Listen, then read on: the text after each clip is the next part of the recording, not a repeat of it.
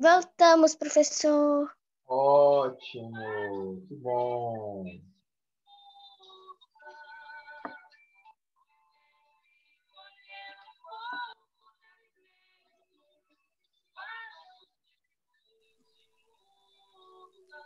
Bom dia, professor. Bom dia, Laísa. Ó, começando a aula aqui na modão de viola, hein?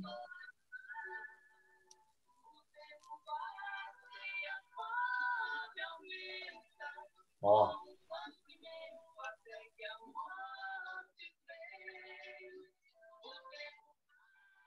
Essa é por assim dizer, as músicas raiz, né? Aí música sertaneja raiz. Vamos lá. Centro-Oeste. Terra do Pantanal, que a gente acabou de ver, né? Pantanal. Pantanal Sul-Mato-Grossense. Então vamos retomar a nossa conversa, meninos e meninas. Deixa eu botar aqui de novo. Bom dia, professor. Bom dia. Bom dia. Ó, vamos lá. Então, aqui onde paramos, né? Paramos no início. Bom dia, professor. Bom dia, tudo bem? Tudo com você. Tudo jóia, Júlia. Seja bem-vinda aí, né? Então, olha lá, senhoras e senhores. Ô, professor, Oi. só antes da explicação, só uma curiosidade mesmo. Ano que vem as aulas já vai ser presencial? Nó, Matheus, essa é a pergunta que Depende. todo mundo quer saber da resposta. Inclusive a escola. Porque não depende, né, só da escola. Isso depende... É o MEC, né? Depende do Ministério da Educação, depende da Prefeitura de Belo Horizonte liberar. Vai depender das condições, né? Mas o que a gente espera é que até lá já tenhamos aí uma condição segura, e a escola, né, desde que começou a pandemia, a escola já começou a se inteirar dos protocolos gerais, desenvolveu o seu próprio protocolo com base, né, naquilo que as autoridades todas recomendam. Então, a escola, ela já, se tivesse que voltar, né, se a prefeitura, e hoje é a prefeitura de Belo Horizonte que ainda não autoriza, tá? Mas se a prefeitura falasse assim, ó, tá liberado, pode ter certeza que amanhã a escola já está preparada para receber os alunos. Sim, com a questão... É bem melhor assim a aula presencial. Sim. Pelo menos eu acho. Sim. Tá? Mas, então, é uma pergunta, Matheus, que eu vou ficar te devendo a resposta. Essa resposta aí vai vir com o tempo, mas a gente, todo mundo na torcida, né, para no ano que vem a gente retomar presencialmente, né? Se Deus quiser, até lá vai dar tudo certo e a gente já vai, né, retornar, e a escola pode ter certeza que tem tomado todas as medidas necessárias, os protocolos de segurança, para que a gente volte em segurança, tá? Mas aí, então a gente vai aguardar. Obrigado. Sim, senhores e senhoras, deixa eu só tirar o meu celular aqui, que eu deixei na musiquinha, e aí ele fica do lado aqui. Então, a gente terminou a primeira aula, a gente ainda está fazendo, né, um reconhecimento geral do Centro-Oeste, e vimos aí, então, que a região do Planalto Central, uma região que tem muitas serras, que tem muitas chapadas, muitas nascentes, e a região que tem o Pantanal, tá? Então, vamos avançar um pouquinho mais, para entender o Centro-Oeste. Uma das grandes características do Centro-Oeste, pessoal, é o fato de que predomina o clima tropical, tá? Então, olha aqui comigo. Deixa eu pegar minha canetinha aqui, ó. Clima tropical, esse laranja. Todo o estado de Goiás, quase todo o Mato Grosso do Sul e metade do estado do Mato Grosso é clima tropical. Tropical típico, tá? Típico. Aí a gente vai ter ainda aqui, ó, no extremo norte, um clima equatorial, tá? Clima equatorial aqui, no extremo norte do Mato Grosso. Tanto que a gente vai ver que aqui tem, bem no limite aqui, ainda já tem floresta amazônica. E no extremo sul do Mato Grosso do Sul, clima subtropical. Tá bom? Vamos lá, vamos concentrar aqui no clima tropical, que é o mais representativo e o típico, tá bom? Vamos ver o que é esse clima tropical. Lembrando que Belo Horizonte e região metropolitana predomina o clima subtropical. Ai, desfaz. Pera aí, gente, deixa eu tomar uma água. Respirar fundo. Pronto. Belo Horizonte e região metropolitana predomina o clima tropical de altitude, que é basicamente o clima tropical, porém com a influência da altitude. Ou seja, o que essa influência da altitude faz? Faz com que as nossas temperaturas aqui elas sejam um pouco menores. Então, o nosso inverno é um pouco mais frio, o nosso verão não é tão quente quanto no tropical típico, tá bom? Então, quando a gente compara Belo Horizonte, por exemplo, com Goiânia, que é o climograma que eu peguei aqui, Belo Horizonte comparado com Goiânia, o que a gente vai ter de grande diferença é que as temperaturas aqui em Goiânia, elas são mais altas, tá? Ao longo do ano, são mais elevadas, tá? Mas olha o comportamento de chuva. É a mesma coisa de BH. Você tem um período que chove muito, que é esse período aqui, ó, que pega de outubro e vai embora aqui, ó, até aqui, ó, outubro até março chove bastante, abril já está na transição e depois você vai ter um período que é de seca. Ô, professor, Tá bom? Oi, Matheus. eu tô com uma dúvida aqui. Você falou que as temperaturas de Goiânia são mais altas ao longo do ano, né? Mas você fala em comparação a Belo Horizonte ou normal mesmo? Em comparação com Belo Horizonte, tá? Então, se a gente pegar aqui o verão de BH e o verão de Goiânia vai ser mais quente. Se você pegar Então, no normal, Oi? então, no normal, a temperatura de Goiânia não é muito alta, não, né? Não, depende da época do ano, né? Então, por exemplo, Matheus, se a gente pegar aqui, ó, junho, julho, ó, olha onde está a temperatura. Está aqui em torno de 20 graus. É tranquilo.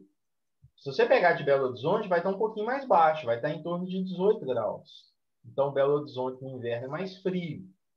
E quando a gente fala em verão, o verão de Belo Horizonte, aqui nós estamos em torno de 28 graus. E Belo Horizonte vai estar um pouquinho mais baixo. Tá?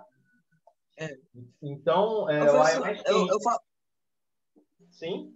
professor, eu falo assim, por exemplo, se por acaso perguntar na prova assim, é verdadeiro ou falso, se as temperaturas de Goiânia são mais altas ao longo do ano, aí tem que responder é falso? Comparado com Belo Horizonte, verdadeiro. As temperaturas são mais elevadas ao longo do ano. Tá? É mais quente. Então, Mas sem comparar. Se eu for comparar, sem comparar é difícil, né? São mais elevadas ao longo do ano. Mais elevadas que o quê? Porque toda vez que eu falo que alguma coisa é mais elevada, mais baixa, eu tenho É mais que outra coisa, né? tem que ter algum outro elemento para ter a comparação. Mais elevado que o quê? Tá? Então, aí tem que ver cada questão, o que está Entendi. trazendo de referencial. Tá bem? Entendi. Ok. Então, essa região... E se a gente for caminhando, porque Goiânia está mais ou menos por aqui, né?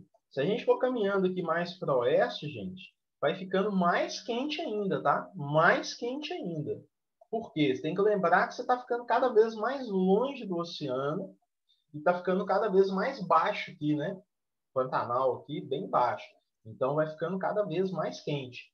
Por isso que é muito comum quando fala no verão, Cuiabá, nossa, Cuiabá faz mais de 40 graus, é normal em Cuiabá, né? Campo Grande, são as capitais, né? Mato Grosso do Sul, faz muito, mas muito calor, tá? Muito calor. Então, é uma característica aí da região centro-oeste, predomina o clima tropical, só que é um tropical mais quente do que o nosso, tá? Por quê? Porque do que o nosso que eu falo, Belo Horizonte, porque Belo Horizonte tem o efeito da altitude, tá bom? Vamos lá. O resultado, não só no centro-oeste, mas no Brasil inteiro, onde tem clima tropical, onde predomina clima tropical, a gente tem uma vegetação associada, tá? Então, olha só, o clima tropical ele está associado com a vegetação de cerrado, tá? Então, o clima tropical está associado com o cerrado. Cerrado. Que é um dos biomas mais importantes do Brasil. Porém, olha só que situação. Olha aqui esse mapinha. Então, essa aqui é a área de ocorrência do cerrado no Brasil, tá? Tudo que está colorido aqui é a área onde ocorre o cerrado no Brasil. Toda ela? Não, porque aqui na Amazônia tem alguns núcleos de cerrado, mas são núcleos menores, mas tem cerrado na Amazônia também. Mas aqui é a área, vocês vão, na hora que vocês começarem a ler, vocês vão encontrar um termo que fala assim, ó, área core do cerrado. Né? O que é a área core? Né? A área central do cerrado. A área principal do cerrado. É essa daqui, ó, tá? Olha lá, o que está em verde é a vegetação nativa, o que está em vermelho é vinho, é desmatamento. Então, por aqui já dá para ver o quanto que o cerrado já foi desmatado. Quando a gente estava falando do Sudeste, a gente viu um mapa do estado de São Paulo e eu lembro que eu comentei com vocês que o cerrado no estado de São Paulo desapareceu. O que olha? Totalmente desmatado. Tá? Em Minas, muito desmatado. Olha no Mato Grosso do Sul, gente. Praticamente todo desmatado. Goiás, muito. Né? Avançando aqui, Tocantins, Mato Grosso. Onde ele está mais preservado ainda é aqui Tocantins, o interior aqui do Maranhão, parte da Bahia, tá? Mas o que importa aqui nesse momento é a gente entender que boa parte do cerrado já foi desmatado, que é muito, muito triste, né? Muito triste, porque não só a vegetação, mas você tem uma fauna que é específica ali daquela região. Vamos dar uma olhada aqui, então, no cerrado. Presta atenção, eu não vou falar nada, eu vou parar em cada imagem uns 10 segundos e depois vou avançar, tá? Então vai ficar sem som aqui, mas eu estou do lado de cá. Eu quero que vocês prestem atenção nas paisagens e nos detalhes. E daqui a mais ou menos 1 minuto a gente volta a conversar. Então vamos lá, vocês vão ver aqui uma sequência de fotos do cerrado, tá bom? Então, começando.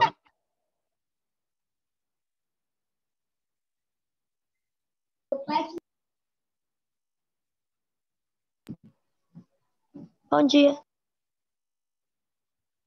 Bom dia.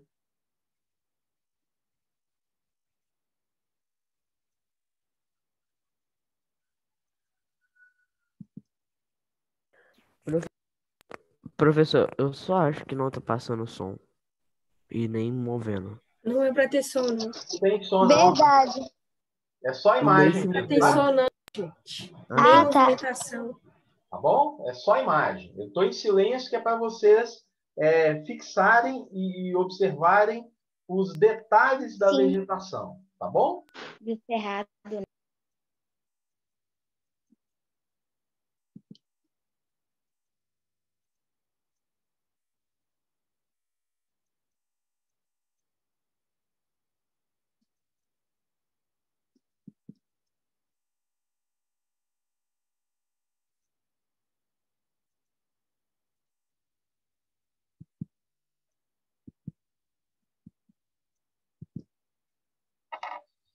Então, pessoal, agora sim, estamos de volta. Veja bem, vocês viram aí 5 fotos do cerrado, tá? Então, agora eu quero aqui contar com vocês para o seguinte. Vendo estas fotos, tá? Ó, vendo estas fotos, eu quero que alguém tente, por gentileza, definir o cerrado. Quem quer tentar? Professor, eu quero Oi, contar. Júlia. Isso ali é um pouco O quê? confuso. Quando aparecem essas árvores, dá pra ver que as árvores são aqueles troncos bem tortos. Mas dá pra ver com árvores grandes, tipo essa. Árvore, tipo, pequenininha. É bem indeciso. É bem o quê? Desculpa. Perdi a última fala. Diversificado. Não dá pra saber, assim, cerrado é, tipo, que nem só árvores grandes, assim, como se fosse, tipo, das araucárias, entendeu? Aham. As araucárias têm uma vegetação definida. Agora, o cerrado, ele é bem definido. Professor, Diga, Laísa. eu acho que predomina árvores pequenas, elas têm um tronco mais tortos e a vegetação parece mais seca. E o terreno, ele é plano, parece. Ok. Então vamos lá. Vamos começar a juntar as coisas que vocês estão falando, né? Então, a Laísa aí observou uma questão interessante, que é em relação à morfologia, né? Ao relevo ao qual está associado o cerrado. Normalmente, um relevo mais suave, mais plano. Ela também observou que os troncos eles são tortuosos. A Júlia e a Milene destacaram o fato de que, diferentemente do que ocorre na mata de araucária, por exemplo, no cerrado não dá para falar, né, de uma forma específica. Por quê? Porque tem uma vegetação menor, tem uma vegetação maior. Né? Então, eu diria, meninas, que vocês definiram muito bem o que é o cerrado, tá? Vocês conseguiram definir bem o que é o cerrado. E quer ver? Então, vou avançar. Essa imagem, Júlia, realmente, essa aqui que ficou um pouquinho pior, mas então, olha só, se a gente pegar aqui, lá do início, ó, cerrado, né? Comecei por aqui, ó. Olha lá. Sim. Olha a suavidade do terreno, como a Laísa destacou. Olha Como tá plano. Né? É plano. Tá? Olha aí, ó. Aí vai observando o que a Júlia e a Milene também destacaram com relação às diferentes formas vegetais. Olha, aqui ela está pequenininha, aqui ela já começa a aparecer uns arbustos, aqui já fica maior, mas olha que a gramínea ainda continua. Os pequenininhos ainda... Eu estou mexendo com o dedo aqui na tela, achando que vocês estão vendo. Ninguém está agora sim. Então, ó, gramínea, os arbustos menores, os arbustos maiores. Agora aqui já tem árvore, né? Ó, tem árvore, mas tem arbustos também, tem um pouco de gramínea. Até que a gente chega aqui, ó, basicamente a gente só está conseguindo ver as árvores de grande porte, né? De grande porte. Sim. Então, gente, eu diria para vocês que essa aqui, se alguém perguntar assim, Qual a grande característica do cerrado? Olha lá. Esta é a grande característica do cerrado. Tá? Sim. O cerrado, ele é uma formação vegetal que apresenta uma grande variação de biomassa. Vou repetir. É uma formação vegetal que apresenta uma grande variação de biomassa. O que é isso, professor? Significa o seguinte: se eu pegar uma área de, sei lá, vamos imaginar uma área de 100 metros quadrados, tá? Nos diferentes tipos de cerrado, e eu cortar a vegetação dessa área de 100 metros quadrados, significa que eu vou ter nessas áreas aqui, ó, de campos, né? Campo limpo aqui, eu vou ter pouca matéria verde, pouca biomassa. Mas se eu for pegando em outras áreas do cerrado, como por exemplo aqui onde predomina só as grandes árvores, eu vou ter muita matéria verde, eu vou ter muita lenha. Então, a marca do cerrado é isso aqui, ó. Ele é uma formação vegetal que varia desde as gramíneas até as árvores de grande porte. Então, aqui nós temos as 5 classificações mais costumeiras do cerrado, tá? O campo limpo, o campo sujo, né? O campo limpo é só gramínea. O campo sujo é gramínea quando começa a aparecer alguns arbustos. O campo cerrado, onde já vou ter, além das gramíneas, além dos arbustos, eu vou ter algumas árvores. O cerrado, senso estrito, que seria assim, o cerrado típico, tá? E depois eu vou ter o cerradão, que é onde predominam as árvores de grande porte. Como assim, professor? Então, vou voltar aqui, ó. Olha lá. Cerrado, né? Campo limpo. Olha aí, ó. Só gramínea. Campo sujo. Gramínea predominando, mas olha, alguns arbustos aqui a falar. Aqui eu vou ter um campo cerrado, né? Que já é a gramínea com pequenos arbustos. Só que aqui, ó, eu já começo a ter árvores de pequeno porte, tá? Então aqui já seria um campo cerrado. Esse já seria o cerrado típico ou senso estrito. E por fim aqui o cerradão.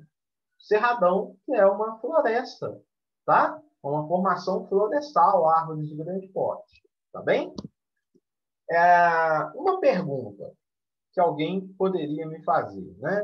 Professor, a gente vai ter que identificar cada um desses, por exemplo, vocês estão vendo que esse desenho de cima aqui, ó, ele é bem mais detalhado, ó. Campo limpo, campo sujo, campo cerrado, cerrado senso estrito, cerrado de transição do cerradão, mata mesófilo.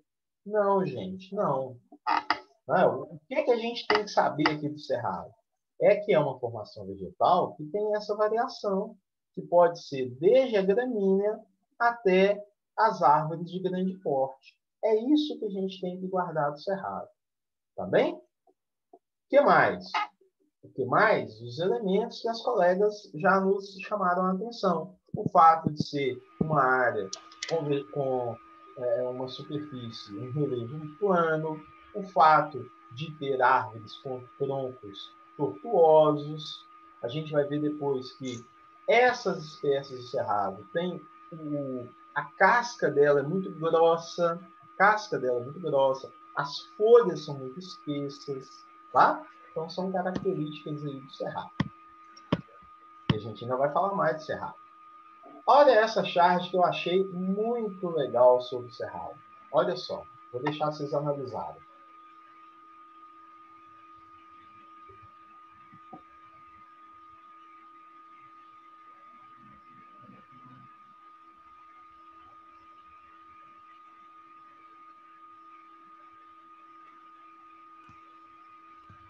Pessoal, olha só. Professor, Oi, diga, Matheus. por falar um negócio rapidinho. Sim? Eu acho que a Chat está querendo fazer tipo uma crítica. Eu acho que o último quadrinho é tipo uma desmatação, né? É um desmatamento. Isso, desmatamento, Matheus. Ok, perfeito, né? Porque, olha só, a Chard, ela nos apresenta diferentes formas de cerrado, tá? Então, observa que Sim. tudo é cerrado, ó. Aqui, começando no primeiro. Olha aqui, ó, cerrado. Mas aqui que seria aquela parte que só tem gramíneas, né? Aqui é aquele cerrado mais típico, ó. Tem gramínea, tem arbusto, tem árvore, inclusive um tronco de perto aqui com a casca mais grossa. Aqui, um cerrado que acontece quando tem muitos afloramentos rochosos, que a gente chama de campo rupestre, tá? Eu nem mostrei esse aqui lá ainda, né? Aqui um cerrado que eles chamam de parque, que é quando tem gramíneas e árvores isoladas. E aqui o cerrado com um cerradão, né? Ó, começando desde o campo limpo, chegando até as grandes árvores. E aqui uma outra forma de cerrado, uma outra formação que é típica de cerrado, que eu também ainda não falei, que são as veredas. Então, o que ele está dizendo aqui, ó, todas as formas de cerrado, ok, mas aqui não é mais cerrado, né? É errado, né? Errado. Isso mesmo, Matheus. Porque, olha, as queimadas, a poluição, desmatamento, né? A criação de gado, tudo isso acaba destruindo o cerrado. Para. Sim. Alguém vai falar assim, professor, então quer dizer que, assim, se é errado, então não pode mais. Então a gente não vai comer, porque não pode plantar, porque a agricultura desmata o cerrado. Então a gente não pode comer carne, porque a pecuária desmata o cerrado. Então não vai produzir papel, porque a produção de papel desmata o cerrado. Não, não é nada disso, não é nada disso. Não. A crítica aqui é a seguinte: olha, é possível produzir, é possível criar gado. Inclusive, eu falei de papel aqui, a gente tem que lembrar uma coisa, porque tem muita gente que fala. Produção de papel não tem nada a ver com desmatamento. Tem a ver sim, né? Porque eles desmatam o cerrado para plantar eucalipto, tá? Mas o cerrado, a madeira do cerrado, ela não serve para produzir papel, tá? Mas então, queima o cerrado, desmata para poder fazer pasto. Dá para fazer, para plantar, para criar de uma maneira mais sustentável? É essa que é a crítica. Não é que não pode. Então não pode, né? Porque tem gente que é exagerado. Algumas pessoas, para evitar um debate sério, elas vão chegar logo falando assim: lá, defensor da natureza. Então nós não vamos comer carne, nós não vamos comer nada porque não tem como plantar, porque tem que proteger a natureza. Não é nada disso. O que se questiona é possível desenvolver essas atividades com base sustentável? Essa é a questão, tá? E a resposta é sim, é possível, tá? É possível, tá bom? Então, olha lá. Vamos ver um pouquinho mais de cerrado. Então, aí, a gente tem uma árvore de cerrado bem de pertinho, né? Olha o tronco como que ele é todo retorcido, tá? Na foto aqui vocês não vão conseguir identificar, mas as folhas são bem espessas, são grossas, tá? Olha lá, gramínea, aí você tem arbustos, árvores maiores. E aqui, gente, olha, vocês estão vendo que no fundo aqui tem rocha aparecendo? Isso aqui é o que a gente chama de afloramento rochoso. E junto dele tem cerrado também, olha. Esse cerrado junto da rocha a gente chama de campo rupestre. Rupestre tem a ver com pedra, rocha. Então, campo rupestre é o campo que se forma junto dos afloramentos rochosos. Tá bom? Agora aqui, a gente tem uma outra feição que é comum acontecer no cerrado. Tá? É comum acontecer no cerrado. Então, de novo, eu vou dar um tempinho, vou fechar meu microfone, porque eu não sei se vocês já perceberam, mas estão batendo alguma coisa aqui no liquidificador. Então, só observa a imagem, sem som. Não.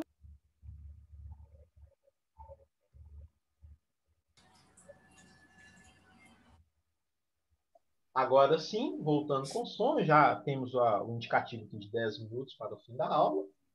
Gente, olha se isso não parece um paraíso. Isso que vocês estão vendo aqui tem nome. Essa formação que ocorre no Cerrado tem um nome. Isso aqui se chama vereda, tá? Vereda. E Pessoal, faz o que é divisa de vereda? Minas Gerais com Goiás. Oi, desculpa, não ouvi.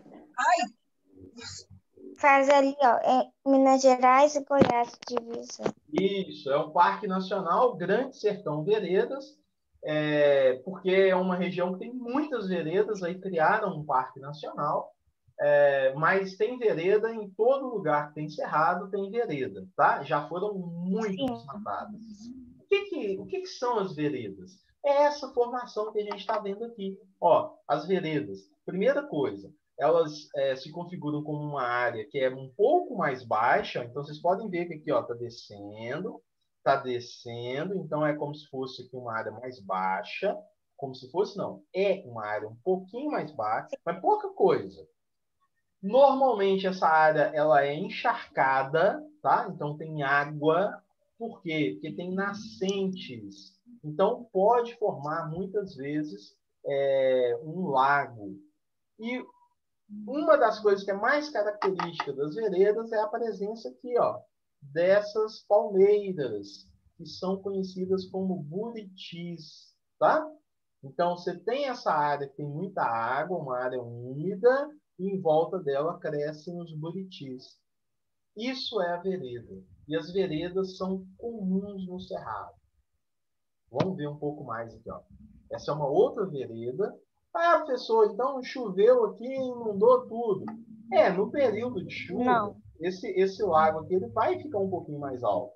Mas é natural. Essa árvore aqui, ela cresceu aqui dentro do lago, tá? Não é porque está inundado, não. É natural essa água dentro do lago. Então, as veredas, que inclusive são protegidas por lei, tá?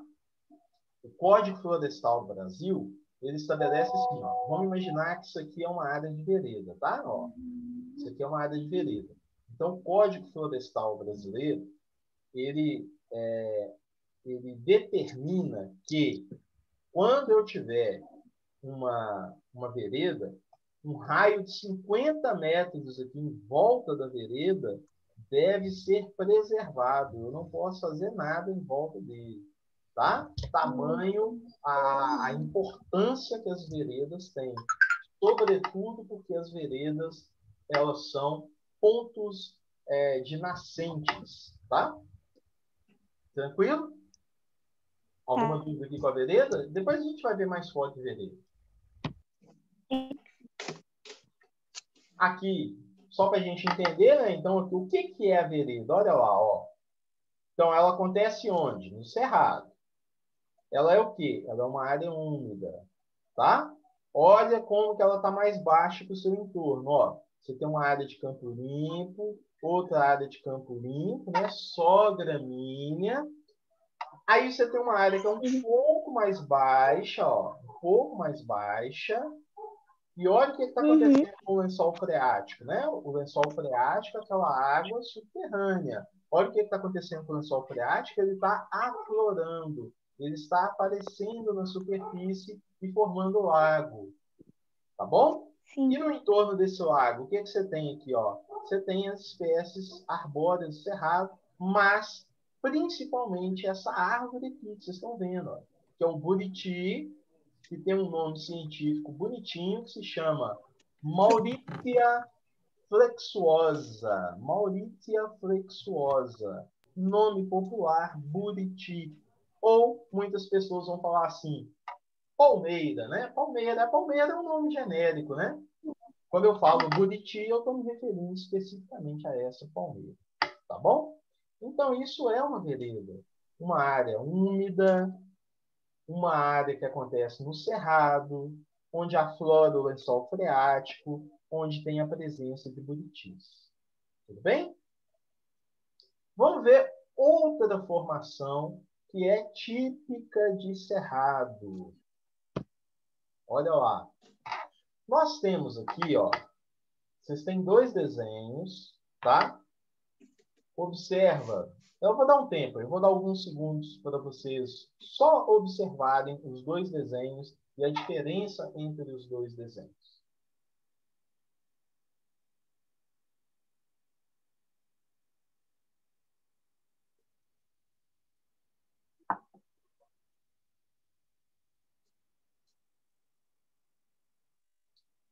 Perceberam que, olha aqui, ó, a gente tem aqui mata ciliar e mata de galeria. Tem muita gente que acha que é sinônimo. Não são sinônimos, tá?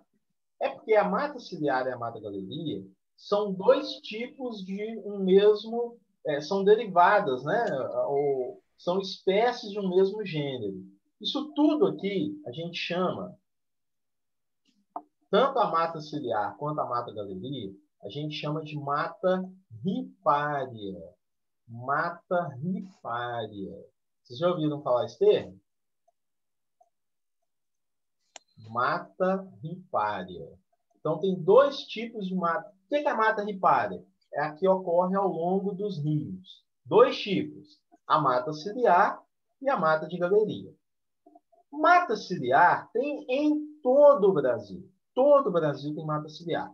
O que é a mata ciliar? Olha lá. É essa mata que se desenvolve ao longo dos rios. Tá?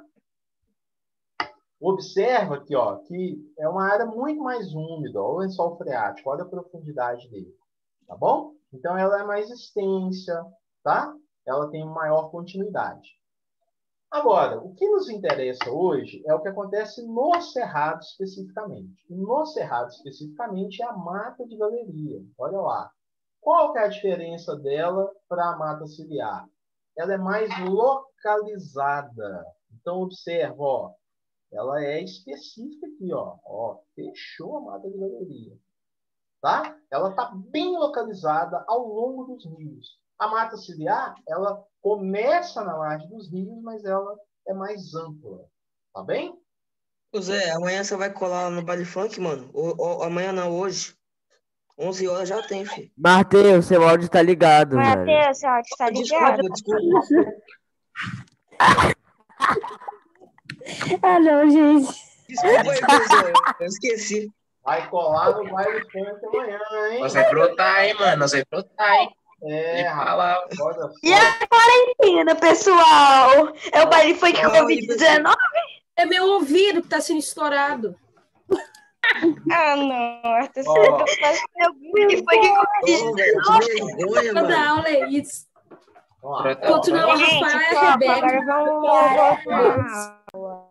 Porque o tempo aqui já está encerrando, vai dar um minuto. Então, aqui, o mesmo desenho, só para mostrar outro desenho para falar da mesma coisa.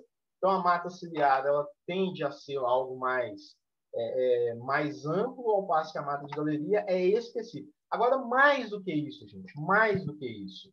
Olha aqui, por que ela chama mata de galeria, gente? Olha a mata ciliar, olha aqui em cima, olha. Está aberto, olha. A luz do sol passa aqui, ó. Agora, olha a mata de galeria, como é que ela é. Olha como é que ela está fechada aqui em cima, tá vendo? Então, por isso que chama mata de galeria. Olha isso aqui, ó. Tá? Ela forma como se fosse um túnel. Então, vamos ver aqui, ó. Aqui, ó. A típica mata de galeria, ó. Ela está ao longo do curso d'água, ela está bem localizada e bem fechadinha. Tá bem? Sim. Vamos combinar o seguinte. Na próxima aula, eu começo de novo falando da mata de galeria. Porque a gente já deu menos de um minuto, então vai cair a qualquer momento. E para isso não acontecer, eu quero me despedir de vocês, desejando aí um excelente final. Vai colar no baile funk hoje, professor? Bastante, tá? E, ó, em homenagem ao Matheus... Amanhã a gente se encontra no baile funk, professor. Não, é hoje o baile funk Covid-19. Rebeca, pelo amor de Deus. Semana. Aproveitem a família. Professor. Coloca lá depois, isso, quando você terminar de fazer o slide. Até, professor. Até pela aula, até daqui a pouco. Até segunda. Ai.